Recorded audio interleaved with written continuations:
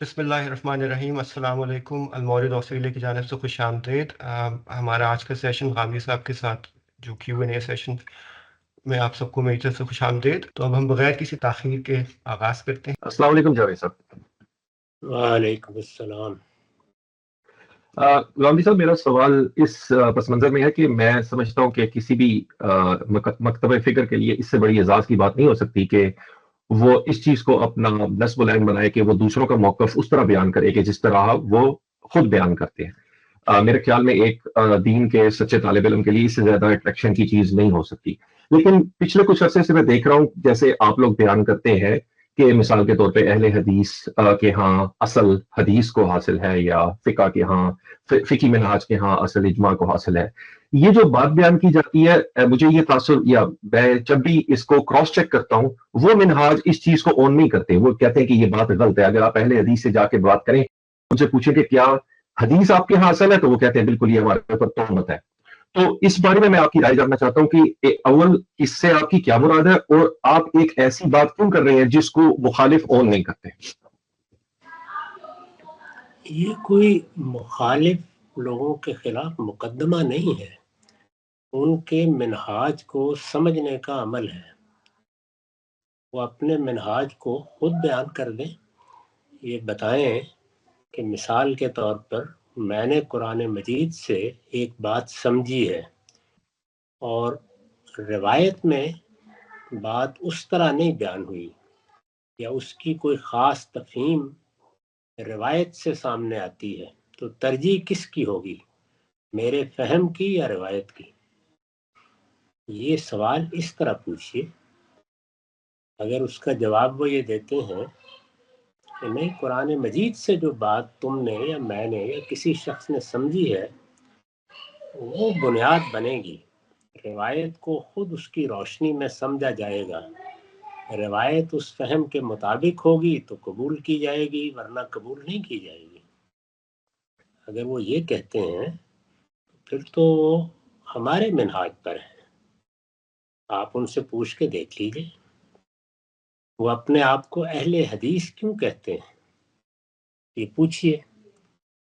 उसका मुद्दा ही यही है, उससे पेश नज़र ही यही है कि हम कुरान मजीद के फहम में, दीन के दूसरे ज़राए को समझने में आखिरी हैसियत रिवायत को देंगे।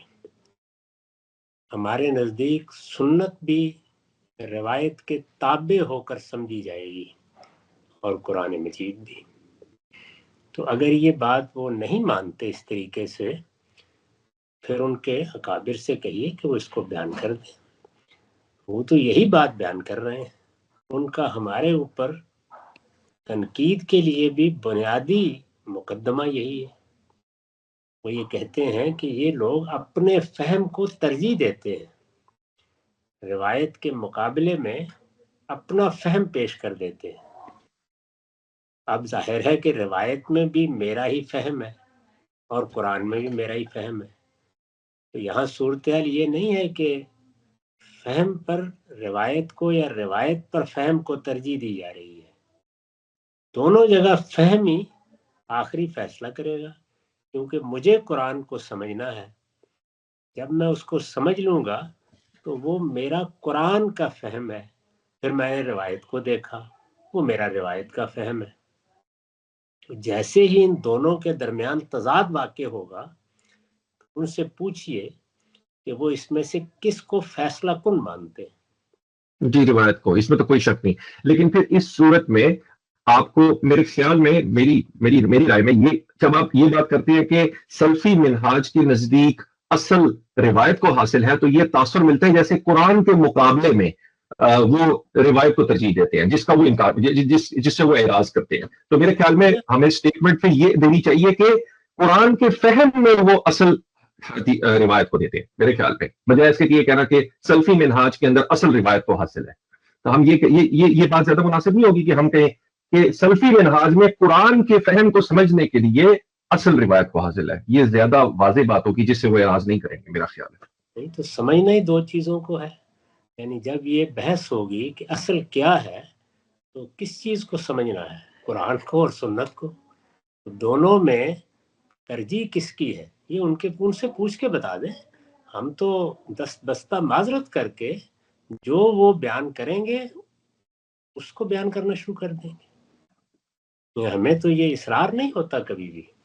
بہت دیانتداری کے ساتھ ان کے موقف کو ہم نے بیان کر دیا ہے. سلفی منہاج میں جو دین کے ماخذ ہیں انہی کو سمجھنا ہے نا. جی فلسفے کو یا معاشیات کو یا سیاسیات کو تو نہیں سمجھنا.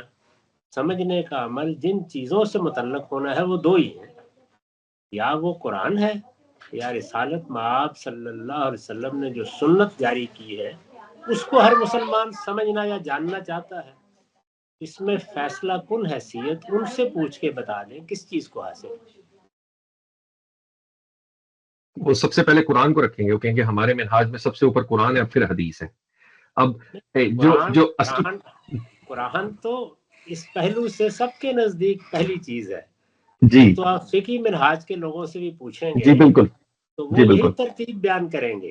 اس میں تو دو رائے ہو ہی نہیں سکتی. اصل سوال جو ہے وہ دین کو سمجھنے کا عمل ہے. یعنی یہ جو گفتگو ہوئی ہے سلفی منہاج یا فقہی منہاج, یہ کیا ترتیب ماخذ کی گفتگو ہے؟ نہیں, یہ اصل میں فہم میں کس چیز کو اصل کی حیثیت حاصل ہے اس کی گفتگو. جی بالکل ٹھیک. یہ بات تو سمجھ میں آ گئی. لیکن جب آپ کی طرف سے یہ سٹیٹمنٹ آتی ہے کہ سلفی منہاج میں اصل حدیث کو یا روایت کو حاصل ہے, تو اس سے یہ غلط تاثر جاتا ہے آپ کی ایکسپلینیشن کے بعد کہ جیسے قرآن کے مقابلے میں وہ حدیث کو ترجیح دیتے ہیں. یہ تاثر جاتا ہے اس سٹیٹمنٹ میں کہ دیکھیے یہ پھر مغالطہ ہے. قرآن کے مقابلے میں حدیث کو ترجیح دیتے ہیں؟ نہیں, قرآن کے فہم کے مقابلے میں حدیث کے فہم کو ترجیح دیتے ہیں. اور یہ منہاج کی بحث یا میتھڈولوجی کی بحث یا ہرمینوٹکس کی بحث یہ ہے ہی فہم سے متعلق. یعنی اس میں تو ماخذ کی ترتیب زیر بحث ہی نہیں ہوتی. صحیح. ماخذ کی ترتیب تو جس سے بھی پوچھیں گے آپ وہ یہی ہوگی کہ اللہ کی کتاب قرآن ہے, اس کے بعد سنت ہے. اس میں تو کوئی دوسری رائے ہو ہی نہیں سکتی. اس کے بعد اجماع اور قیاس کے بارے میں بحث ہو سکتی ہے. کچھ لوگ کہیں گے کہ تیسری چیز اجتہاد ہے, کچھ کہیں گے اجماع ہے, اور پھر اس کے بعد قیاس ہے. اس میں تو بحث ہو جائے گی ترتیب میں. یہاں جو چیز منہاج جس کو آپ کہتے ہیں یا میتھڈولوجی کہتے ہیں, اس کا تعلق چیزوں کو ترتیب سے رکھنے میں نہیں ہے, اس کا تعلق سمجھنے میں ہے. یعنی مجھے اگر اللہ کی کتاب قرآن مجید پر عمل کرنا ہے تو یہ عمل قرآن کی تلاوت سے ہوگا یا اس کے فہم سے ہوگا. اور مجھے اگر حدیث پر عمل کرنا ہے تو وہ عمل حدیث کو محض پڑھ کر سنا دینے سے ہوگا یا اس کے فہم پہ ہوگا. یہاں پہ زیر بحث یہ ہے کہ جب آپ دین کو سمجھنے کا عمل کرتے ہیں, یعنی جب دین کو سمجھنے کا عمل کرتے ہیں تو آپ کا منہاج کیا ہوتا ہے, چیزوں کے درمیان کیا چیز واقع ہوگی. فہم میں تفاوت آ جائے گا, تضادات آ جائیں گے, ایک چیز دوسری چیز سے مختلف محسوس ہوگی. اس میں ترجیح قائم کیسے کریں گے؟ یہ اب فہم میں ترجیح قائم کرنا ہے. تو یہ ان سے پوچھ کے بتا دیں. اگر ان کے نزدیک جو بات قرآن سے سمجھ میں آ جائے گی اس کے مقابل میں اس بات کی کوئی حیثیت نہیں ہے جو حدیث میں سے سمجھ میں آئے گی, وہ یہ بیان کر دیں, ہم دست بستہ معذرت کر لیں گے ان سے. ٹھیک. یہی سب جگہ ہے. چنانچہ آپ دیکھیے کہ ہمارے نقادوں میں سے جو بڑے نقاد ہیں انہوں نے اس پر مضامین لکھے ہیں. وہ اگر آپ چاہیں گے تو حسن آپ کو بھیج دیں گے کہ فقہی منہاج میں یہ ممکن ہی نہیں ہے کہ آپ بحث کی ابتدا یہاں سے کریں کہ ہم آئیے قرآن کو سمجھنے جا رہے ہیں. وہاں پر پہلے یہ دیکھا جائے گا کہ اجماع کس چیز پر ہے. تو جس فہم پر اجماع ہو چکا ہے اس کے بارے میں کوئی سوال نہیں ہے, وہ طے ہو گیا. اب آگے بڑھیں گے, ان چیزوں کو دیکھیں گے جن میں اجماع نہیں ہوا. ان میں پھر آگے ترجیحات ہیں کہ اگر اجماع تو نہیں ہوا لیکن ائمہ اربعہ کا اتفاق ہو گیا ہے تو اس کو ترجیح دے لیں گے. چلیے وہ نہیں ہوا تو صحابہ کرام میں اختلاف ہے تو وہاں پر ہم ان میں سے کسی کی رائے کا انتخاب کر لیں گے. اگر معاملہ وہاں بھی نہیں ہے تو پھر البتہ ہم رجال و نحن رجال, وہ بھی انسان تھے ہم بھی انسان ہیں. तो ये सब बातें इसी तरह से बयान होंगी। इसका ताल्लुक फहम की मेथोडोलॉजी से है। चीज़ों को तरतीब से रखने के लिए जब आप कहेंगे तो उस वक्त कौन कहेगा कि कुरान मजीद को हदीस से नीचे रखता हूं मैं? कोई भी नहीं कहेगा। जी ठीक। तो इसको बात को इस तरीके से उनके अकाबिर अहले इल्म से पूछिए और उनसे कहे कि वो एक पर्ची के ऊपर दस्तखत करके लिख के ये बात भेज दें।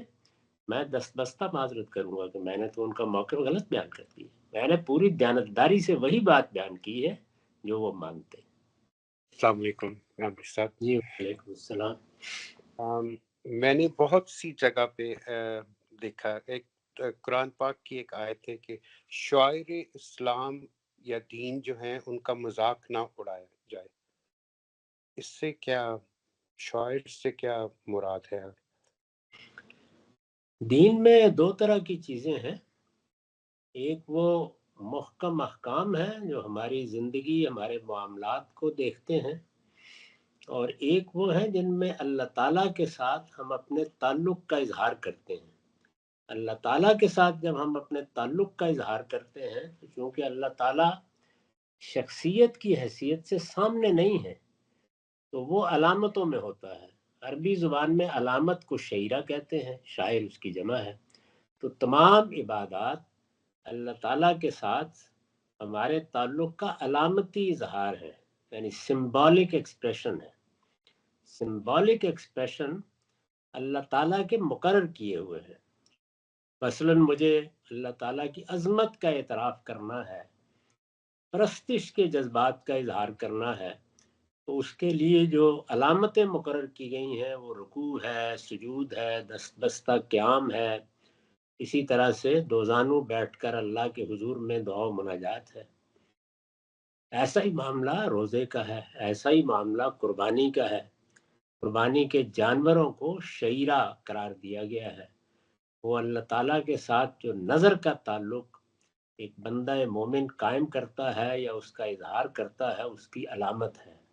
तो ये शायर है सब के सब, यानी इबादात के लिए जो मरासिम मुकर्रर किए गए हैं वो शायर इस्लाम है, और इन शायर की इज्जत भी होनी चाहिए और किसी को इनका मजाक भी नहीं उड़ाना चाहिए। जज़ाकल्लाह। हाँ जी साहब, मेरा सवाल है जो मैंने आपके लेक्चर से ईमान के टॉपिक में समझा है, दो रीजंस है। एक अकली इस्तिदलाल, ऐसा होना चाहिए, और अंबिया की खबर ऐसा है। मेरा क्वेश्चन जो है अंबिया के खबर वाले पहलू से है कि इसको कैसे क्रिटिकली एनालाइज किया जाए और इस पहलू को कैसे पक्का किया जाए। शुक्रिया। इस मौजू पर मैंने एक मजमून लिखा है, मुझे नहीं मालूम कि वो आपकी नज़र से गुजरा या नहीं। चंद महीने पहले वो शाये हो चुका है, खुदा पर ईमान। उसमें ये दोनों चीज़ें ज़ेर बहस आई हैं, यानी इंसान की अक्ल क्या मसला पैदा करती है जिसके नतीजे में हम खुदा को तलाश करने निकलते हैं, फिर क्या इस्तिदलाल है जहां अक्ल हमारी रहनुमाई करके हमें पहुंचा देती है। वहां खड़े होकर फिर हमारे सामने दो जवाब आते हैं, उनमें से एक इल्हाद का जवाब है, एक पैगंबरों का जवाब है। तो मैंने उसमें बताया है कि इल्हाद के जवाब पर क्या तनकीद है, उसको चंद निकात की सूरत में उस मजमून में बयान कर दिया है। और अगर मैं पैगंबरों की तरफ इल्तिफात करूं, उनकी बात को मैं पैगंबरों की बात क्यों मानूं, उसके लिए कुरान मजीद से खुद कुरान ने जिन चीज़ों को पेश किया है अपने इस बात के लिए, वो तीन चीज़ें हैं। उनमें से एक एक को बयान करके उसकी तौज़ी और उसकी वजाहत कर दी है, और फिर ये बताया है कि जब इस तरह अक्ली इस्तिदलाल से मैं इस नतीजे तक पहुंच जाता हूं कि ये खबर खुदा की तरफ से आई है, तो फिर अल्लाह ताला या हमारे खुदा ने या परवरदिगार ने जो रहनुमाई फरमा दी है उसके सामने सरे तस्लीम खम कर देता हूँ। इसी को इस्लाम कहते हैं। आगे फिर उसमें इत्मीनान किस तरह हासिल होता है, उसमें इल्मुल यकीन किस तरह से हासिल होता है, वो उसको बयान किया गया है। तो उस मजमून को उर्दू अंग्रेजी दोनों में है, वो आप मंगवा के पढ़ लीजिए। उसमें ये सारी बहस बहुत मुख्तसर तरीके पर मैंने 10-15 صفحات میں بیان کرتی ہے۔ بہت شکریہ غامدی صاحب، جزاک اللہ۔ غامدی صاحب، المورد لاہور نے کچھ عرصہ پہلے ایک مسیحی مذہبی رہنما کو مدعو کیا تھا، انہوں نے لیکچر دیا تھا، ان سے ایک سوال کیا گیا تھا نبیوں کے بارے میں کہ بائبل میں بعض نبیوں کا جو کردار بیان ہوا ہے وہ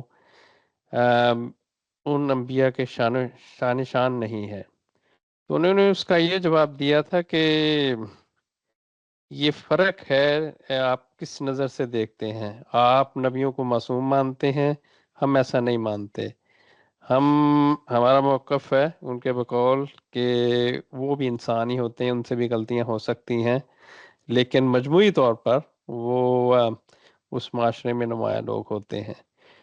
تو میرا سوال یہ ہے کہ ہمارے پاس ایسی کون سی نص ہے کہ ہم پیش کر سکتے ہیں کہ نبی معصوم ہوتے ہیں؟ اور اس سے جڑا ہوا ایک سوال، ہم ابھی سورہ نمل دوبارہ پڑھ رہے ہیں، تو اس میں سے موسیٰ سے جو قتل خطا ہوا تھا اللہ تعالیٰ نے تو معاف کر دیا کیٹیگوریکلی، لیکن کیا انہوں نے اس کی کوئی کمپنسیشن دی اس فیملی کو، ان کا جو مقتول کے ورثاء کو؟ یہ ہمیں کوئی تاریخ سے نہیں ملتی چیز، آیا کہ آپ کی نظر میں کوئی بائبل میں ایسی چیز بیان ہوئی ہے کہ انہوں نے جب مصر گئے ہیں تو فیملی سے کوئی رجوع کیا ہو یا ان کو کمپنسیٹ کرنے کی کوشش کی ہو؟ میں آخری حصے کا جواب پہلے دے دیتا ہوں۔ اللہ تعالیٰ کی جو شریعت ہے جس میں یہ بتایا گیا ہے کہ قتل خطا ہو جائے تو کیا صورت ہوگی، قتل عمد ہو تو کیا صورت ہوگی، یہ پہلی بات بنی اسرائیل کو دی گئی ہے، اس سے پہلے کوئی مسلمان قوم وجود میں نہیں آئی۔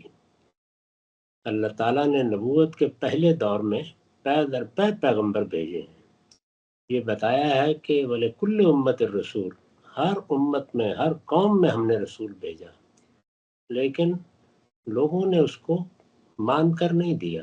2، 4، 10، 20 قرآن مجید نے ان میں سے منتخب رسولوں کا ذکر کر کے بتا دیا ہے کہ بعض جگہ گھر والے بھی ایمان نہیں لائے۔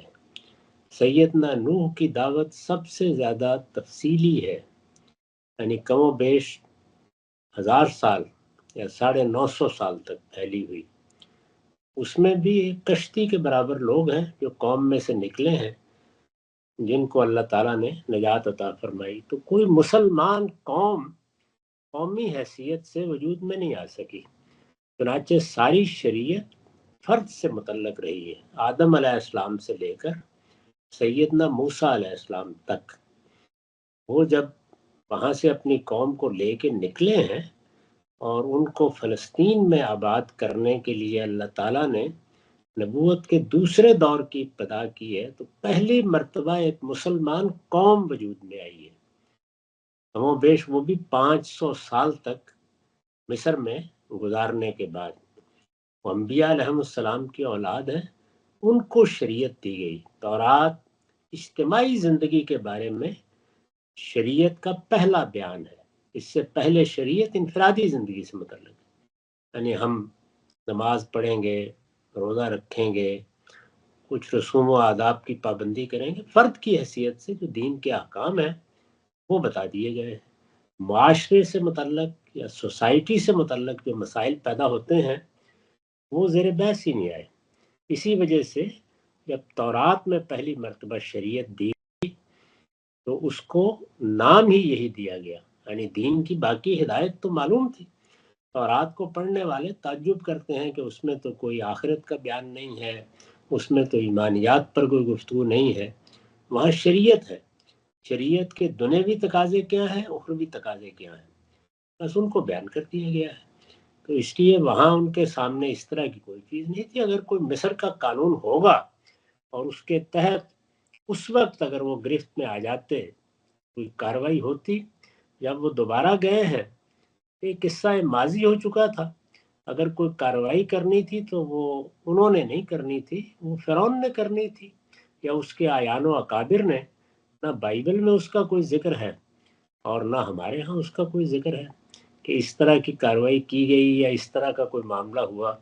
مجھے اندیشہ ہے کہ قتل خطا کا معاملہ ان کے نزدیک تھا ہی نہیں، وہ اس کو لازماً قتل عمد قرار دیتے، اور قتل عمد میں وہی صورت ہوتی ہے کہ اگر وہ اپنی قوم کا ہے تو کوئی رعایت ہو جائے گی، اور اگر وہ غیر قوم کا ہے تو پھر کون چھوڑنے والا ہے. اسی لیے انہوں نے اس موقع پر وہاں سے نکل جانا مناسب سمجھا. یعنی ان سے قتل خطا ہوا تھا، لیکن اسی بات کا امکان تھا، بلکہ گمان غالب یہی تھا کہ اس کو قتل خطا نہیں مانا جائے گا. یہ تو دوسرے حصے کا معاملہ ہے. آپ نے پہلے حصے میں کیا بات پوچھی تھی؟ کہ ہم کیا نص پیش کر سکتے ہیں کہ انبیاء معصوم ہوتے ہیں؟ میں نے اس پر جو مضمون لکھا ہے وہ میزان میں ہے، عصمت انبیاء یا نبی کی عصمت کے عنوان سے. اس کو آپ نکال کے پڑھ لیجئے. قرآن مجید میں یہ اس معنی میں استعمال نہیں ہوا. قرآن میں یہ اس طرح استعمال ہوا ہے کہ اللہ کے پیغمبر خیر الناس ہوتے ہیں، اور اصول میں یہ بات ٹھیک ہے کہ خیر الناس ہونے کے معنی یہی ہے کہ بحیثیت مجموعی وہ اخلاق عالیہ کا بہترین نمونہ ہوتے ہیں. یہ قرآن نے بتایا ہے.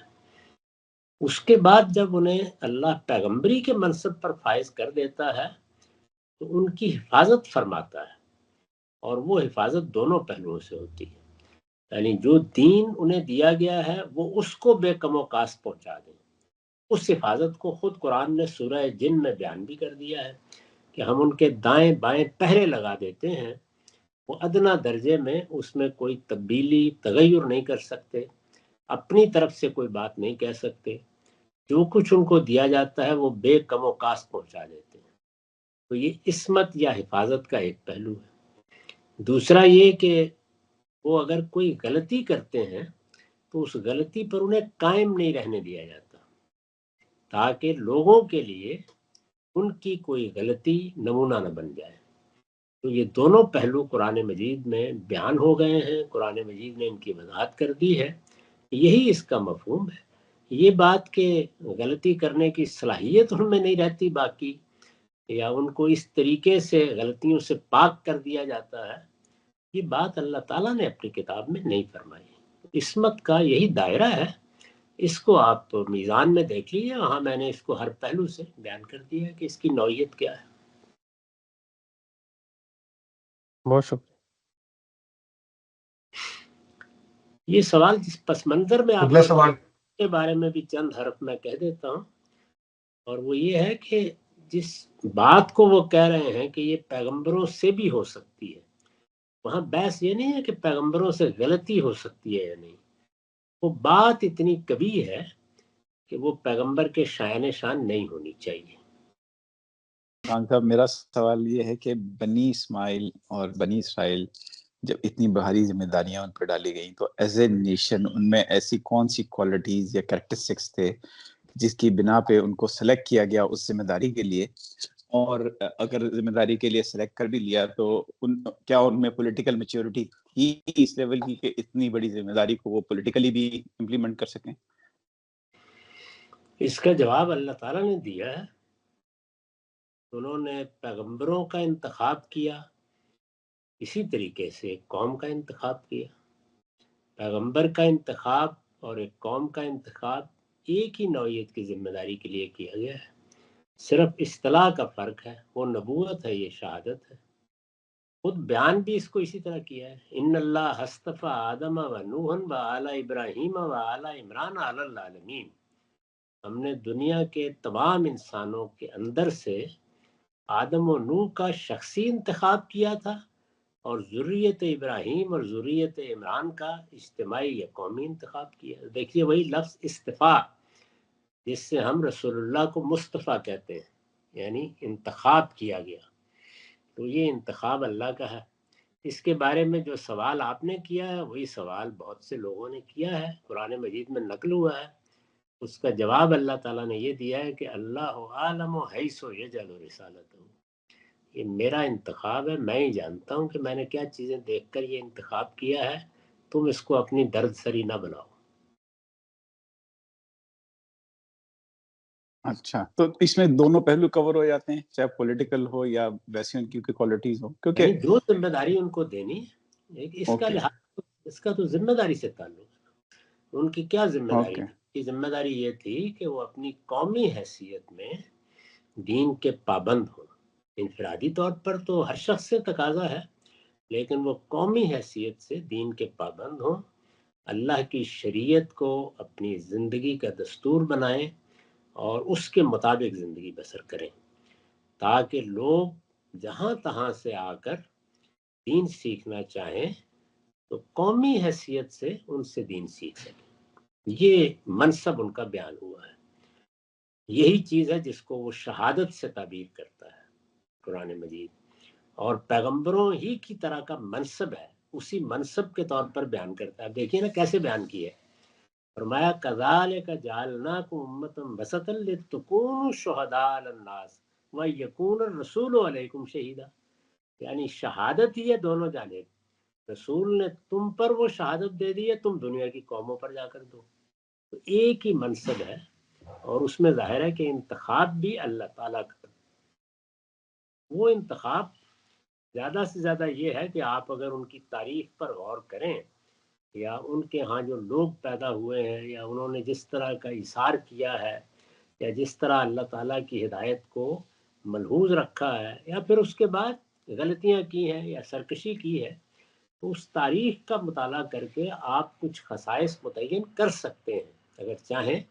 لیکن یہ کہ وہ ہمیں بتائے نہیں گئے، وہ پیغمبروں کے بارے میں بھی نہیں بتائے. یہی اعتراض کیا تھا لوگوں نے. آپ قرآن مجید میں دیکھیے رسول اللہ کے بارے میں کہ لولا نزل هذا القرآن علی رجل من القریتین عظیم. ہماری قیادت اور سعادت کے لیے بہت سے لوگ انہوں نے کہا کہ موجود ہیں، اور وہ مکے میں بھی ہیں، طائف میں بھی ہیں، دونوں شہروں میں ہیں، اور ان میں سے بڑی عظمت رکھنے والے لوگ ہیں ان کے خیال کے مطابق. تو انہوں نے کہا کہ ایسا کیوں نہیں ہوا کہ ان میں سے کسی کا انتخاب کر لیا جاتا. تو اس کا جواب بھی یہی دیا گیا ہے. تو یہ اللہ کا انتخاب ہے. نبوت اور شہادت کے معاملے میں ہمارے لیے نہ کوئی اس میں مسابقت کا پہلو ہے، نہ ہم کوئی استحقاق رکھتے ہیں. اللہ نے اپنے منصب کے لیے انتخاب کیا، بس اس منصب کی ذمہ داریوں کو انجام دینے کے لیے وہ بہترین لوگ ہونے چاہیے. اس میں دیکھیے نا کیا غیر معمولی اہتمام ہے. سیدنا ابراہیم کی اولاد کا انتخاب کیا گیا، پھر ان کی 3 پہلی نسلوں کو نبوت صرف اس لیے دی گئی کہ وہ اپنی اولاد کی دین کے مطابق تربیت کر دیں. چنانچہ سیدنا اسحاق کسی قوم کے لیے نبی نہیں ہے، وہ اپنی اولاد ہی کے لیے. یہی معاملہ سیدنا یعقوب کا ہے، یہی سیدنا یوسف کا ہے. تو اس طریقے سے ابتدا میں 3 نسلیں ہیں جنہوں نے ان کو دین سکھایا، بتایا. اس کے بعد وہ ایک قوم بن گئے. قوم بننے میں کوئی 500 سال کے قریب کا عرصہ ہے. پھر سیدنا موسیٰ کی بعثت ہوئی اور ان سے کہا گیا کہ اب وہ اس ذمہ داری کو ادا کریں جس کے لیے ان کا انتخاب کیا گیا. یہ تاریخ ہے. حمدی صاحب، مجھے سورہ اعراف کا مطالعہ کر رہے ہیں آج کل ہم، تو قرآن مجید کے ایک اسلوب کو سمجھنا ہے. اس میں ذرا تھوڑی سی مشکل پیش آ رہی تھی. یہ سورہ اعراف میں یہ کہا گیا، فرعون نے کہا ہے اپنے ساتھیوں سے، ان ھذا لساحر علیم، اور یرید ان یخرجکم من ارضکم فماذا تأمرون. یہی الفاظ سورہ شعراء میں جہاں جا کے بیان ہوئے ہیں، اور وہاں پہ سورہ اعراف میں یہاں پہ جو فرعون کے جو سردار ہیں وہ بات کر رہے ہیں، جبکہ یہی بات سورہ شعراء میں جب بیان ہوئی ہے تو وہاں فرعون اپنے سرداروں سے بات کر رہا ہے. اب دونوں کو جب آپ دیکھتے ہیں ملا کے تو کوئی مطابقت جو ہے نا کوئی اس طرح کی بن نہیں پاتی کہ جس میں یہ کہیں کہ یہ دونوں ایک ہی جو ہے نا پہلو سے یعنی بات کر رہے ہیں، رپیٹ کر رہے ہیں. یہ پہلو ہے. اور اس کے بعد دوسرا یہ کہ حضرت موسیٰ علیہ السلام نے 70 لوگوں کا جب انتخاب کیا بچڑے کی پوجا کے بعد، اور اس کے بعد ان کو ایک زلزلے نے آ لیا، اور اس زلزلے میں ظاہر ہے کہ وہ لوگ وہاں پہ بے ہوش ہو گئے. اور اس کے بعد حضرت موسیٰ علیہ السلام دعا کرتے ہیں اتہلکنا بما فعل السفہاء منا. تو یہاں پہ جو نا سارا زور اس بیک گراؤنڈ پہ ہے کہ پیچھے بچڑے کی پوجا ہو رہی ہے، اور اس کی بنیاد پہ جو ہے نا ہمیں یہ سزا دی جا رہی ہے. یہ اس میں تھیم ہے. اس کے بعد سورہ بقرہ میں جا کے دیکھتے ہیں تو یہی مضمون वहाँ भी मिलता, और वहाँ पे कोई और कंटेक्स्ट है। वहाँ पे इन सरदारों ने वहाँ पे ये रिक्वेस्ट किया है कि जब तक हम अल्लाह को बराह रास्त देख नहीं लेते, तब तक जो है ना हम अल्लाह पे ईमान नहीं लाएंगे। तो वहाँ उसकी बुनियाद पे जो है ना सज़ा का जिक्र किया है।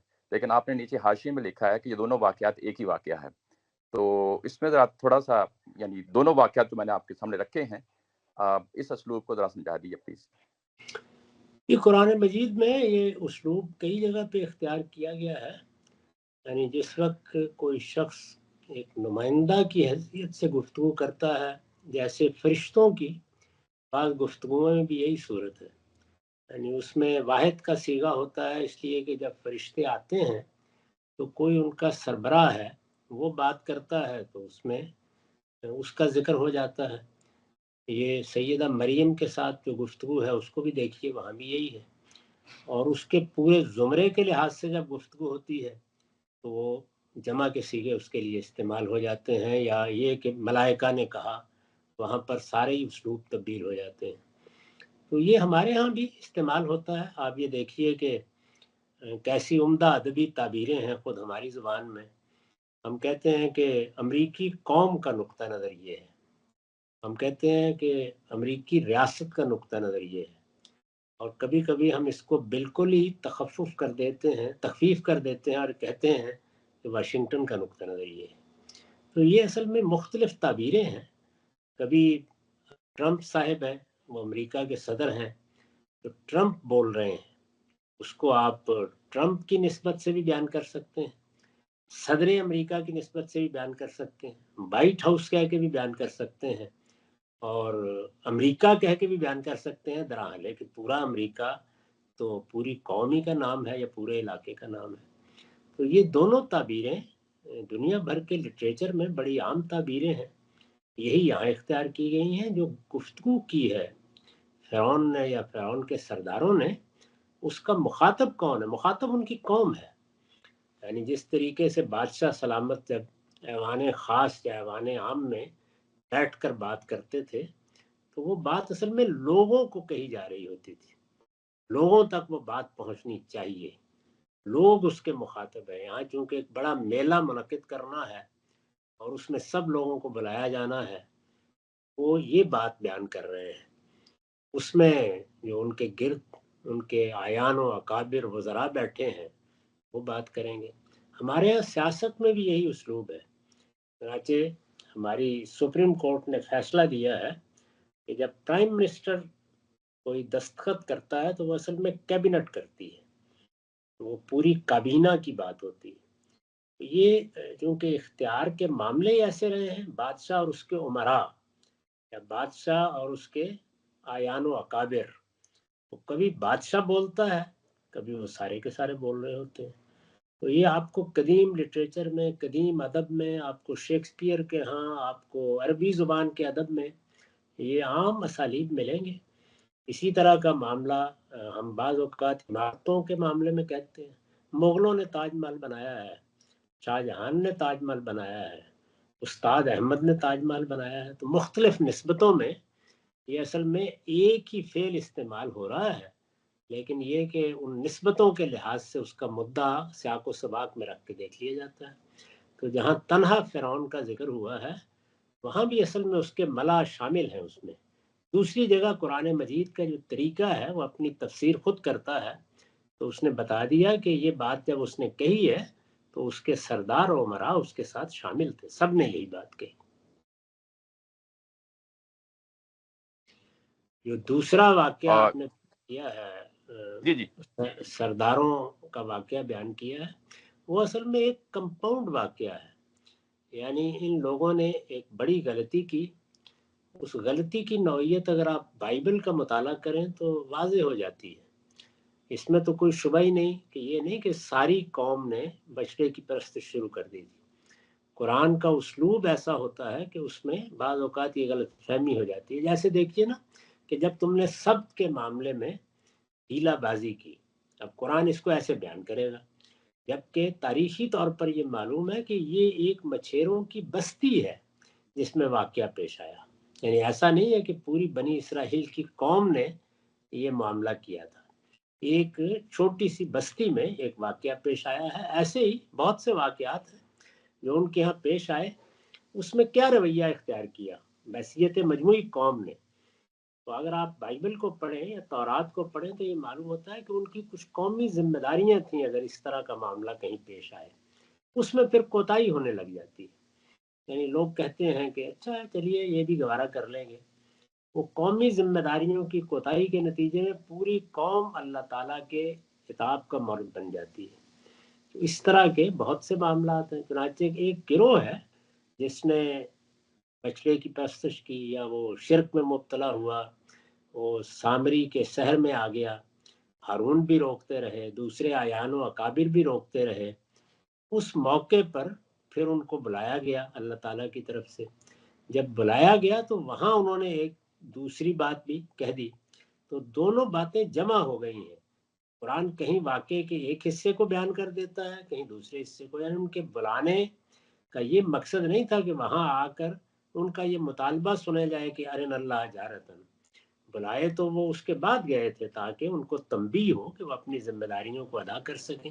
تو دونوں چیزیں بعض اوقات اکٹھی ہو جاتی ہیں، اس میں سے ایک کو وہ حذف کر دے گا. اس کو سمجھنے کے لیے ایک مثال میں عرض کر دیتا ہوں. وہ یہ ہے کہ قرآن مجید میں حضرت موسیٰ کا واقعہ کئی جگہوں پہ بیان ہوا ہے. تو آپ اس کو سورہ طٰہٰ میں پڑھیے تو آپ یہ دیکھیں گے کہ وہاں تفصیلات کے، مثلا سورہ قصص کی تفصیلات کی اجمال قرآن نے کیسے کی ہے، درمیان میں بہت سا حصہ omit کر دیتا ہے. تو یہ طریقہ کئی جگہوں پر ہے. یہ نسبتوں کو سامنے رکھ کے ہمیشہ سمجھنا چاہیے کیا بات تھی، اس کے بعد کیا واقعات پیش آئے. یوں سمجھیے نا کہ ایک غلطی کی، اس غلطی کے نتیجے میں ان کو بلایا گیا، وہ 70 آدمی منتخب ہوئے، وہاں پہنچے تو وہاں پر جو بات ہوئی یا مکالمہ ہوا اس میں ایک مزید مطالبہ کر بیٹھے. یہ خود سیدنا موسیٰ کے ساتھ بھی ہوا ہے. ان کو بلایا کسی اور مقصد کے لیے گیا تھا، لیکن انہوں نے بھی کہہ دیا کہ رب آرنی. تو اس کے بعد ان کو بھی تنبیہ کی ہے اللہ تعالیٰ نے. تو یہ اس طرح دونوں چیزیں ملی ہوئی ہیں جس کے بعد یہ واقعہ ہوا. سلمان احمد صاحب جو ہیں وہ ایک ریسرچر ہیں اور دل کے امراض پہ ریسرچ کرتے ہیں. تو ان کا، اور اس کے لیے ان کو سور کے اعضاء کے اوپر بھی ریسرچ کرنی پڑتی ہے. تو ان کا سوال یہ ہے کہ بحیثیت مسلمان تحقیق کے مقصد کے لیے اس طرح کے اعضاء کا استعمال اخلاقی طور پہ درست ہے کیا؟ دیکھیے وہ اعضاء کا استعمال کس مقصد سے ہے؟ یعنی تحقیق کرنے میں تو کوئی معنی نہیں ہے، جس پہ چاہے تحقیق کریں. لیکن اگر کسی مسلمان کو وہ لگائیں گے اس میں یہ سوال پیدا ہوگا کہ کیا مسلمان اس کو عام حالات میں بھی استعمال کر سکتا ہے یا استرار ہی میں، کیونکہ حرمتوں کے معاملے میں استرار ہی کا استثناء ہے. تو استرار میں تو آپ جانتے ہیں کہ حرام کھایا جا سکتا ہے. اگر کھایا جا سکتا ہے تو حرام چیزیں کسی اور مقصد کے لیے بھی استعمال کی جا سکتی ہیں. لیکن عام حالات میں حرمت ہی رہے گی. تحقیق میں کوئی معنی نہیں ہے، تحقیق وہ کریں. اسی طرح غیر مسلم تو اس معاملے میں کوئی کراہت نہیں محسوس کرتے، وہ کھاتے بھی ہیں. ان کو لگانا پڑے تو لگانے میں بھی کوئی معنی نہیں. یہ تو ان کو فیصلہ کرنا ہے، یعنی کھانے والے نے فیصلہ کرنا ہے، لگوانے والے. کسی مسلمان کا معاملہ اگر ہوگا تو ان کو بتا دینا چاہیے کہ اس کی حرمت ہے، آپ استراری میں اس کو استعمال کر سکتے ہیں. میرا سوال عہد الس کے مضمرات کے حوالے سے ہے. یعنی جب اللہ تعالیٰ نے بنی آدم کو اس امتحان میں ڈالنے سے پہلے جب یہ عہد لیا تو آپ سے آپ کچھ چیزیں اس عہد میں شامل ہو جاتی ہیں. یعنی یہ میرا اپنا کوئی ضابط نظر نہیں ہے، بعض اہل علم، بعض آپ کے شاگردوں میں سے یہ بات کہتے ہیں. ان میں سے 3-4 چیزیں ہیں وہ بالکل واضح ہیں، ان میں کوئی یعنی اشکال نہیں ہے. ایک تو یہ کہ آمادگی ہے، میرے کنسنٹ شامل ہونا چاہیے. دوسرا یہ کہ امتحان کی نوعیت کیا ہے، اس کا پورا شعور ہونا چاہیے بنی نوع انسان کو، اور عام الفاظ میں مجھے اس کی نوعیت کیا ہے. اور یہ کہ کامیابی کی استعداد ہونی چاہیے، پورا پوٹینشیل ہونا چاہیے بنی نوع انسان کا اس امتحان میں کامیاب ہونے کا. اور چوتھا یہ کہ یہ اس دنیا میں میری جو شخصیت ہے یہی وہی شخصیت ہے جس نے عہد لیا تھا. یعنی ان میں سے کوئی بھی چیز اگر نہ ہو تو وہ خدا سب کچھ ہو سکتا ہے، منصف نہیں ہو سکتا. تو اس میں ایک اشکال تو یہ ہے، ایک سوال جو ہے وہ کافی عرصے سے مجھے تنگ کر رہا ہے، وہ یہ کہ جب یہ خدا نے جب خدا نے یہ عہد لیا تو یہ انتخاب بھی بنی نوع انسان کو دیا تھا کہ وہ شکر یا صبر میں سے جس امتحان کا چاہے اس کا انتخاب کر لے. یہ سوال ہے میرا. جزاکم اللہ خیر. صحت کے موقع پر یہ انتخاب کا حق کہاں سے نکل آیا؟ یعنی یہ تو انتخاب کا موقع نہیں ہے، وہ سورہ احزاب ہے جس میں اختیار دیا گیا ہے. غالباً اس کے بارے میں کوئی بات ہوئی ہوگی.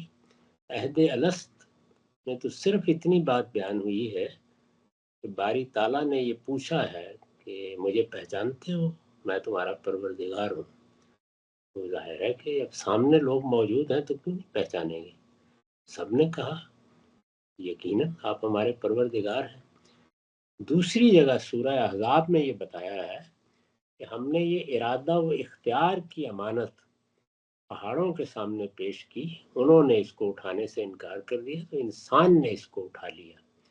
تو یہ ارادہ و اختیار ہے، اور ظاہر ہے کہ اس طرح کی جتنی چیزیں بھی انسان کے سامنے پیش کی گئی ہیں اور انسان نے ان کو اختیار کیا، وہ بالاجمال ہوتی ہیں، ان کی تفصیلات تو ہو ہی نہیں سکتی. تفصیلات اگر اس موقع کے اوپر سامنے رکھ دی جاتی تو کوئی آدمی بھی کسی دوسری چیز کا انتخاب کر ہی نہیں سکتا تھا. تو انسان کی فطرت کے خلاف وہاں اختیار لیا گیا ہے، اور اختیار جب بھی آپ کسی کو دیں گے بس اختیار ہے، جس کے شوق میں وہ اس کو لے لے گا. انسان کے اندر تو اختیار اور اقتدار کے لیے آخری درجے کا شوق اور رغبت موجود ہے، وہ لے لے گا. یہ تو بعد میں پتہ چلتا ہے کہ مسائل کیا پیش آ گئے. تو اس موقع کے اوپر نہ اس اسکیم کی وضاحت کی کوئی ضرورت تھی، نہ ہونی چاہیے تھی. یہ تو جب شعور کی عمر کا ہم یہاں پہنچتے ہیں تو اس کے بعد واضح ہونا شروع ہوتا ہے. آپ کی کافی ویڈیوز وغیرہ اویلیبل ہیں، میں دیکھتا ہوں اور اس سے گائیڈنس لینے کی کوشش کرتا ہوں، اور خاص طور وہ 23 اعتراضات کی سیریز جو ہے وہ بھی میں دیکھ رہا ہوں. اور آپ کی ریسرچ کا جو میتھڈولوجی ہے مجھے بہت سالڈ لگتی ہے، کوئی ہر اینگل سے جواب مل جاتا ہے. آپ کا جو اوپینین ہے اسلامک اسٹیٹ کے حوالے سے، اس میں بھی آپ کی ایک اوپینین ہے. آپ کی ڈاکٹر اسرار احمد سے جو ڈیبیٹ تھی وہ بھی دیکھی میں نے، اور ظاہر ہے آپ کا جو بہت ہی ایک ایجوکیٹڈ اس میں آپ کی ایک اوپینین ہے. لیکن جو چیز جو ذہن میں جو کنفیوژن کریٹ کرتی ہے کہ ہم یہ دیکھ رہے ہیں دنیا میں ہمیشہ کوئی نہ کوئی ایک سپر پاور ہوتی ہے، جیسے کہ آج کل امریکہ ہے. اور اگر ایک اسلامک اسٹیٹ نہ ہے تو اس کا مطلب ہے مسلمان کسی نہ کسی کے غلبے میں، کسی نہ کسی کے تابع میں رہ رہے ہوں گے. وہ آپ کی قسمت ہے کہ آپ کے لیے اچھائی ہو یا برائی ہو. تو یہ چیز جو ہے سمجھنا مشکل ہے کہ بھئی کہ اسلامک اسٹیٹ کیوں نہ ہو. اگر نہ ہو تو کیا ہم کسی کے رحم و کرم پہ رہیں؟ جیسے آپ دیکھ لیں فلسطین میں کیا ہو رہا ہے، اور آپ بڑی سپر پاورز کے آپ اس میں ہیں امید میں کیا ہمارے حوالے سے کیا فیصلے کرتے ہیں، وہ کس طرح سے جنگ بندی کریں نہ کریں. ہمیشہ انہی کی طرف نظریں ہوتی ہیں. ہماری کنٹریز جو ہیں اس میں یونٹی نہیں ہے، وہ نہیں ہے، کوئی ایک سینٹرل پاور نہیں ہے کہنا. تو آپ سمجھ گئے ہوں گے میری کنفیوژن کیا ہے اور سوال کیا ہے، تو میں زیادہ لمبا طول نہیں دینا چاہ رہا بات کو. لیکن پوائنٹ یہی تھا کہ اسلامی اسٹیٹ اگر نہ ہو تو اس کا مطلب تو ہم تابع ہیں کسی نہ کسی دوسری سپر پاور کے. آپ کی قسمت ہے کہ وہ اچھے ہیں یا برے ہیں. تو تھوڑی اس میں رہنمائی فرما. جی میں بہت معذرت کے ساتھ عرض کر رہا ہوں، میرا اس میں کوئی نقص ہوگا. یعنی یہ میں بات بالکل سمجھ نہیں سکا. انسان کو بھوک لگتی ہے، پیاس لگتی ہے، تو وہ مذہب سے پوچھتا ہے کہ مجھے کھانا کھانا ہے یا پانی پینا ہے. ریاست انسان کی ضرورت سے پیدا ہوتی ہے. اس وقت مسلمانوں کو موقع ملا ہے تو کیا وہ ریاست کے بغیر رہ رہے ہیں؟ 50 سے زیادہ ملکوں میں انہوں نے اپنی ریاستیں قائم کر رکھی ہوئی ہیں. ان میں اگر یہ داعیہ پیدا ہو جائے کہ وہ یورپی یونین کی طرح اپنی ایک وحدت قائم کر لیں، یہ داعیہ جب فطری طور پر پیدا ہو جائے گا تو اس کو کون روک سکتا ہے؟ کر لیں گے. میں نے بھی بارہا اس سوال کا جواب دیا ہے کہ اس وقت اگر مسلمان ایک متحدہ حکومت قائم کرنا چاہیں تو اس کا قابل عمل طریقہ یہ ہے. اس پر بہت گفتگویں کی ہیں میں نے. تو یہ سب کچھ تو انسان کے داعیات سے پیدا ہوتا ہے. اس میں کون سی چیز ہے جو ان کو روک رہی ہے؟ ہم ہمیشہ ہی ان سے یہ کہتے ہیں کہ علم و اخلاق میں بہتری پیدا کرو، تم علم کے میدان میں پیچھے رہ گئے ہو، اللہ تعالیٰ تمہیں برتری عطا فرمائے گا۔ وہ برتری اگر ایک سپر پاور کے درجے کی وہ حاصل کر سکتے ہیں تو اسلام کیوں رکاوٹ بن گیا ان کے راستے میں؟ تو میں یہ ساری بات سمجھ نہیں سکا، اگر آپ مجھے سمجھائیں کہ اس میں تو ایسے ہی ہے کہ ایسے لوگ کاروبار کر رہے ہیں، بڑے بڑے کارخانے لگا رہے ہیں، بڑے مالی امپائر قائم کر رہے ہیں، طاقت اور سرمایہ کے حصول کی جدوجہد کر رہے ہیں۔ اسلام نے ان کو کب روکا ہے؟ اگر مسلمان ایک سپر پاور بننے کا فیصلہ کر لیں تو اسلام نے کوئی رکاوٹ ڈالی ہے اس کے راستے میں؟ اسلام تو بڑا خوش ہوگا کہ نہیں، اس میں مسلمانوں نے ایک سپر پاور قائم کر لی۔ بات سمجھ گیا۔ دیکھیں آپ کی بات بالکل درست ہے اس لحاظ سے کہ اسلامی قوتیں اگر چاہیں تو بن سکتی ہیں سپر پاور، اور لیکن پوائنٹ یہ کہ چونکہ ایک سینٹرل وہ نہیں ہے، قوت نہیں ہے، یا ایک سینٹرل کمانڈ نہیں ہے، یا آپ کوئی اور ورڈ لے لیں، ہر کوئی اپنے انڈیویجول فائدے ہی دیکھتا ہے، اور وہ اسلام کی خدمت نہیں، مطلب وہ اپنی قومی اس میں ترقی کے لیے وہ میں نے تو اس کے لیے بھی تجویز پیش کی ہے بارہا، اگر آپ نے مجھ کو سنا ہے، کہ اس وقت حسن اتفاق سے سعودی عرب کو ایک مرکزی حیثیت حاصل ہے، وہاں پر بادشاہت ہے۔ میں نے تجویز پیش کی ہے، کئی مرتبہ کی ہے، اور مجھ سے پہلے مولانا وحید الدین خان نے پیش کی ہے کہ اگر وہی تعلق مسلمان ملک ان کے ساتھ قائم کر لیں جو کینیڈا اور آسٹریلیا کا ملکہ برطانیہ کے ساتھ، انہی لفظوں میں پیش کی ہے، تو اس سے مسلمانوں کی ایک قوت کا اظہار بھی ہوگا، اور اس کے بھی مواقع پیدا ہو جائیں گے کہ ان کے ہاں جو نزاعات پیدا ہوتے ہیں ان میں گویا ایک ایسی شخصیت یا ایسا نظم وجود میں آ جائے گا جو معاملات درست کر دے۔ یہ تو ہم سب کی آرزو ہے، خواہش ہے۔ اس میں سے کون سی چیز ہے جس کی میں نے کبھی نفی کی ہے؟ اس پر میں نے بہت گفتگویں کی ہیں۔ نہیں، میں نے شاید میرے کچھ مغالطہ ہو گیا ہو، میں نے اتنی ڈیٹیل میں نے ابھی شروع ہی کیا ہے، جیسے آپ کی ویڈیوز میں دیکھ رہا ہوں، اور آپ کا ریسرچ کا مجھے بہت ہی جو ہے نا ذہن کو ایک لاجک کو لگتا ہوا ہے۔ آپ کا ریسرچ کا جو طریقہ ہے، جو آپ نے اصول بنائے ہوئے ریسرچ کرنے کے اور مطلب نکالنے کے، بہت ہی اس میں کوئی سوال نہیں رہ جاتا۔ تو اس معاملے میں مجھے کلیئرٹی چاہیے تھی۔ آئی تھنک آپ جو کہہ رہے ہیں میں اس سے متفق ہوں، بالکل صحیح کہہ رہے ہیں، اور آئی تھنک یہ کلیئرٹی آپ نے پرووائڈ کر دی، بہت شکریہ آپ کا۔ میرا اور کوئی سوال میں نے یہ نہ صرف یہ کہ بہت جگہوں پر ان چیزوں کو بیان کیا ہے، بلکہ میرا ایک مضمون ہے جو 2015 میں پاکستان کے بڑے اخبارات میں شائع ہوا تھا، اردو اور انگریزی میں، وہ میری کتاب مقامات میں ہے۔ اس کا عنوان ہے اسلام اور ریاست، ایک جوابی بیانیہ، ایک کاؤنٹر نیریٹو۔ اس میں نے 10 نکات میں بیان کیا ہے کہ مسلمانوں سے اسلام کے ریاست کے حوالے سے تقاضے کیا ہیں۔ تو اس میں 9 نقطے میں ان احکام کی فہرست بیان کی ہے جو اللہ تعالیٰ نے دیے ہی مسلمانوں کے نظم اجتماعی یا ان کی ریاست کو یا ان کی حکومت کو، ان کے حکمرانوں کو دیے گئے ہیں۔ اس میں یہ بتایا ہے کہ ان احکام کی حیثیت کیا ہے، ان کے بارے میں مسلمانوں کے حکمران کس پہلو سے جواب دہ ہیں، اور پھر یہ بھی بتایا ہے کہ اگر وہ ان احکام پر عمل پیرا نہ ہو تو مسلمانوں کے لیے کیا لائے عمل ہے، وہ بھی اس میں 10ویں نقطے میں اس کا بھی جواب دیا گیا ہے۔ میرا ان لوگوں کے ساتھ یعنی کہ ہماری کیا ذمہ داریاں ہیں؟ جی ہاں، وہ سب چیزیں بیان کی ہیں اس میں، اور ابھی یہ اعتراضات سیریز میں یہی موضوع شروع ہو گیا ہے، یعنی یہ میرا خیال ہے اگلے ہفتے سے یہ شروع ہو جائے گا۔ اس کا عنوان ہی اسلام اور ریاست ہے۔ میرا اختلاف کیا ہے وہ بھی عرض کر دوں، میرا اختلاف کیا ہے وہ بھی بیان کر دوں۔ اختلاف 2 چیزوں پر ہے۔ مولانا سید ابواللہ صاحب مودودی نے جو سیاسی تعبیر پیش کی ہے، اس کی روح سے وہ یہ کہتے ہیں کہ مسلمانوں میں سے ہر فرد کی ذمہ داری ہے، اگر اسلامی احکام نافذ نہ ہوں تو وہ ان کے لیے سیاسی جدوجہد کرنے کے لیے نکلے۔ میں اس کو تسلیم نہیں کرتا، اس پر میں نے تنقید کی ہے اور یہ بتایا ہے کہ نہیں، بات اس طرح نہیں کہی گئی، بات دوسرے طریقے سے کہی گئی ہے۔ اس کو وہ ایک آیت سے استنباط کرتے ہیں، اس پر میں نے تنقید کی ہے۔ اسی طرح ان کا نقطہ نظر یہ ہے کہ دنیا میں کسی غیر مسلم کو حکومت کرنے کا حق ہی نہیں ہے، یہ مسلمانوں ہی کا کام ہے کہ جہاں کہیں غیر مسلموں کی حکومت ہو اس کا خاتمہ کر دے، اس سے میں نے اختلاف کیا ہے۔ اور تیسرا اور آخری اختلاف یہ ہے کہ وہ یہ کہتے ہیں کہ مسلمانوں کو اگر کہیں حکومت مل جائے، وہ بھی کہتے ہیں اور باقی علماء بھی کہتے ہیں، جیسے طالبان کو مل گئی افغانستان میں، تو حکومت یہ حق رکھتی ہے کہ وہ مسلمانوں سے قانون کی طاقت سے ایک ایک چیز پر عمل کروائے۔ میں اس میں تفریق کرتا ہوں، میرے نزدیک شخصی معاملات میں یہ حق حکومت کو حاصل ہی نہیں ہے، اجتماعی معاملات میں حکومت نے عمل کرنا ہوتا ہے، کسی سے عمل نہیں کروانا ہوتا۔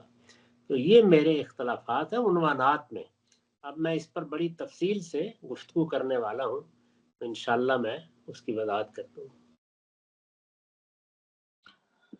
بہت شکریہ غامدی صاحب، آئی تھنک کافی حد تک کلیئر ہو گیا۔ اس کا بس بیک گراؤنڈ یہ تھا کہ بعض اوقات ہم بیٹھے ہوتے ہیں، کچھ لوگ جو آپ کے زیادہ فالوور ہیں، مجھ سے زیادہ انہوں نے آپ کو دیکھا ہے، وہ کہتے ہیں نہیں اسلامی ریاست کا تو کوئی کانسیپٹ ہی نہیں ہے، اور تو پھر ہم بحث ہوتی ہے بھائی کہ پھر ہم تو دوسروں کے اس میں اگر اسلامی ریاست نہیں ہے، کوئی لیڈرشپ ہی نہیں ہے، تو ہم تو پھر دوسروں کے رحم و کرم پہ ہیں۔ لیکن آپ نے آئی تھنک کلیئر کر دیا، زیادہ لمبی نہیں کرنا چاہ رہا میں گفتگو، باقیوں کا بھی وہ ہے۔ تھینک یو ویری مچ، اور آپ کا اس کا انتظار رہے گا آپ کی اگلی سیریز کا۔ السلام علیکم۔ وعلیکم السلام۔ میرا سوال اللہ کی طرف سے آزمائش جو انسانوں پر آزمائش ہے اس کے حوالے سے ہے کہ اللہ تعالیٰ نے دنیا میں انسانوں کو مختلف آزمائشوں سے گزارنے کی حکمت عملی رکھی ہے، مثلاً بھوک ہو گئی، غربت ہو گئی، یا مالی مشکلات۔ کوئی بھی آزمائش آسان تو نہیں ہوتی، لیکن یقیناً سمجھ میں آتی ہے کہ بہت مشکل آزمائشیں ہوتی ہیں۔ لیکن ایک ظلم ایسا ہے جو میرے سمجھ میں نہیں آتا کہ یہ واقعی آزمائش ہے یا کوئی امتحان ہے، جس میں بچوں کے ساتھ جنسی زیادتی جیسا ظلم جو ہوتا ہے، تو اس قسم کے شدید ظلم اور انسانی تکلیف کو آزمائش کے تناظر میں کیسے سمجھا جائے؟ یا ایسے حالات میں اللہ کی حکمت عملی یا انصاف کو کوئی پہلو ہمارے فہم سے بالاتر ہے؟ برائے کرم ذرا رہنمائی فرما دیجیے، شکریہ۔ نہیں، اس کو آپ اس زاویے سے دیکھنے کی بجائے اپنی ذمہ داریوں کے حوالے سے دیکھیے۔ یعنی اس دنیا میں انسان کو ارادہ و اختیار دیا گیا ہے، وہ اپنے ارادہ و اختیار کو غلط استعمال کرے گا، اس کو روکنے کے لیے اللہ تعالیٰ نے انسان کو عقل دی ہے، اس کا اہتمام ہمیں کرنا ہے۔ اللہ تعالیٰ اگر اس طرح کے معاملات میں مداخلت کریں تو پھر تو آزمائش بالکل ابتدائی سے ختم ہو جائے گی، یعنی پھر صرف یہ آزمائش نہیں ختم ہوگی، ہر آزمائش ختم ہو جائے گی، اس لیے کہ یہ معلوم ہو جائے گا کہ اس کائنات کا پروردگار اس طرح سے مداخلت کر دیتا ہے اس معاملے میں۔ تو دنیا میں کون جسارت کرے گا کہ پھر اس کے کسی بھی حکم کی خلاف ورزی کرے؟ تو اس کو اپنے ذمہ داریوں کے حوالے سے دیکھنا چاہیے، اور ارادہ و اختیار کے استعمال کا لازمی نتیجہ ہے۔ اس کو انسانی معاملہ کہیے۔ کیا اللہ تعالیٰ نے اس آدمی کو کہا ہے کہ جاؤ اس بچے کو جا کر ریپ کر ڈالو؟ اللہ تعالیٰ نے تو نہیں کہا، اللہ تعالیٰ نے تو اس کو بڑا جرم قرار دیا ہے۔ یا لوگ بچیوں کو مار ڈالتے تھے، جیسے قرآن میں ذکر آیا ہے، اللہ تعالیٰ نے تو اس میں فرمایا ہے کہ یہ بچی ہے جس کو زندہ گاڑی ہوئی بچی کو میں پوچھوں گا کہ یہ ذنبن قتل، تمہیں کس جرم میں قتل کر دیا گیا؟ لیکن اللہ تعالیٰ نے کیا انسان کو یہ کہا ہے کہ تم یہ کام کرو جا کے، یا اس میں کوئی ایسی چیز رکھ دی ہے کہ وہ یہ کام کرتا ہے؟ ارادہ و اختیار دیا ہے، وہ ارادہ و اختیار کو غلط استعمال کرتا ہے، تو یہ ہماری ذمہ داریوں سے متعلق چیز ہے، اس کو اس زاویے سے کیوں دیکھا جائے؟ میرا سوال تھوڑا سا آیات متشابہات کے معاملے میں میری تھوڑی کنفیوژن تھی، جس میں یہ میں آپ کے سامنے تھوڑا کچھ سورہ سواد کی آیت 24 ہے، جس میں حضرت داؤد علیہ السلام کے بارے میں جو اللہ تعالیٰ کا بیان ہے، اور اس میں وہ جو دو بھائیوں کے درمیان دمبیوں کا لین دین کا والی بات ہے، اور اس میں جو ہے داؤد علیہ السلام کو پھر اپنی غلطی کا احساس ہوتا ہے، پھر وہ سجدے میں جو کہ اپنی معافی مانگتے ہیں اللہ تعالیٰ سے۔ تو یہ اس میں میں آپ کا تھوڑا مطلب سمجھنا چاہتی ہوں کہ آپ کا اس بارے میں کیا انڈرسٹینڈنگ ہے، اور اسی کی صورت کی اگلی آیت 34 میں جہاں پہ حضرت سلمان علیہ السلام جو اپنے گھوڑوں کو کی کہ ریس کے بعد ان کو ان کی پنڈلیوں اور گردوں پر ہاتھ پھرتے ہیں، تو اس سے کیا مراد ہے؟ یا انہوں نے ان کو وہ بعض مفسرین نے ان کو ان کا ذبح کر دیتے ہیں، یا پھر ان کو بھی اپنی غلطی کا احساس ہوتا ہے، وہ بھی اللہ سے مغفرت مانگتے ہیں؟ اور پھر اسی طرح سورہ نمل میں جو ذکر ہے دابت المن الارض کا، تو یہ ساری جو آیات ہیں ان کو آپ کس طرح انڈرسٹینڈ کرتے ہیں، اور یہ مطلب ہم ان سے کیا نتیجہ اخذ کر سکتے ہیں؟ آیا یہ متشابہات ہیں؟ یہ میرا سوال ہے، کنفیوژن تھی۔ بہت شکریہ۔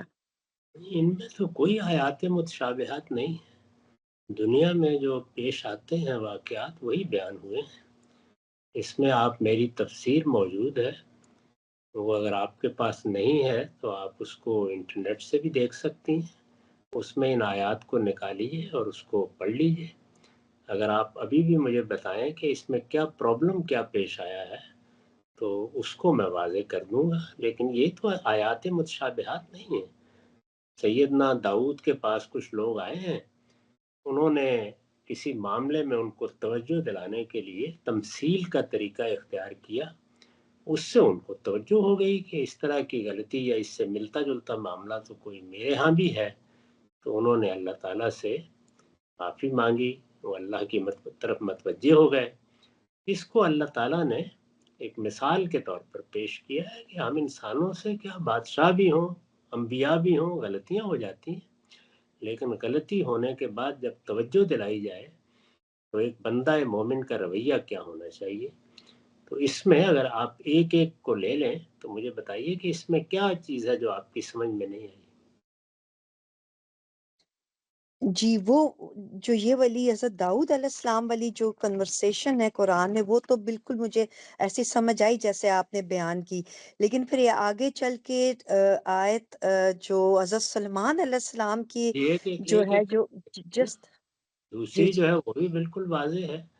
ظاہر اچھا ہے کہ سیدنا سلیمان ایک غیر معمولی بادشاہ ہیں، اور بادشاہوں کے سامنے ان کے لشکر بھی پیش کیے جاتے ہیں۔ قرآن نے اس کی تصویر کھینچی ہے ایک بڑے موقع کے اوپر، جیسے ہمارے ہاں سالانہ پریڈ ہوتی ہے، وہ ایک موقع ہوتا ہے جو بڑے جاہ و جلال کے اور بڑے قدم و حشم کے مظاہرے کا موقع ہے۔ اس میں گھوڑے اس زمانے میں ظاہر ہے کہ فوجی یونٹوں میں سب سے زیادہ اہمیت انہیں کی تھی، وہ بھی پیش کیے گئے۔ اس میں صاف معلوم ہوتا ہے کہ دیکھتے دیکھتے ان کی عصر کی نماز نکل گئی ہے اور سورج غروب ہو گیا۔ اس پر ان کو بہت زیادہ افسوس بھی ہوا۔ قرآن نے بھی اسی لیے عصر کی نماز کے بارے میں یہ کہا ہے کہ یہ بڑی احتیاط کی نماز ہے، اس میں فرشتوں کی تبدیلی ہوتی ہے، اس لیے اس نماز کو مضبوط ہاتھ سے تھام کے رکھا کرو۔ تو یہ ہوا ان کے ساتھ، اور اس طرح کی کیفیت میں بعض اوقات آدمی میں ایک خاص طرح کا انابت کا یا شرمندگی کا یا ندامت کا رد عمل ہوتا ہے۔ اس رد عمل میں وہ تلوار ہاتھ میں اس وقت ہر آدمی کی ہوتی تھی، تو وہ کوئی ہاتھ انہوں نے ان کی پنڈلیوں پر یا ان کی گردن پر مار دیا۔ کوئی قتل کرنا کوئی لازم نہیں ہے، ظاہر ہے فوراً لوگوں نے بھی پکڑ لیا ہوگا اور ان کو توجہ بھی ہوئی ہوگی، اور اس کے بعد وہ اللہ سے توبہ انابت کرتے رہے۔ یہ بھی بالکل عام سا واقعہ ہے۔ بسا اوقات ایسا ہوتا ہے کہ ہمیں کوئی احساس ہو جاتا ہے بڑی غلطی ہوئی ہے، تو ہو سکتا ہے کہ ہاتھ میں پکڑا ہوا گلاس ہی ہاتھ سے چھوٹ جائے اور ٹوٹ جائے، یا آدمی کہیں بیٹھ جائے، یا اس طرح کا معاملہ ہو جائے۔ تو وہ بادشاہ تھے، ان سے اس طرح کا معاملہ ہو گیا۔ اس کو بھی قرآن نے اس کی مثال کے طور پر پیش کیا ہے کہ یہ ہو سکتا ہے کہ کسی موقع پر دنیا مشغول کر لے، اور وہ دنیا بھی وہ تھی جو ظاہر ہے کہ اللہ کے دین ہی کے لیے وہ سلطنت قائم کی گئی تھی۔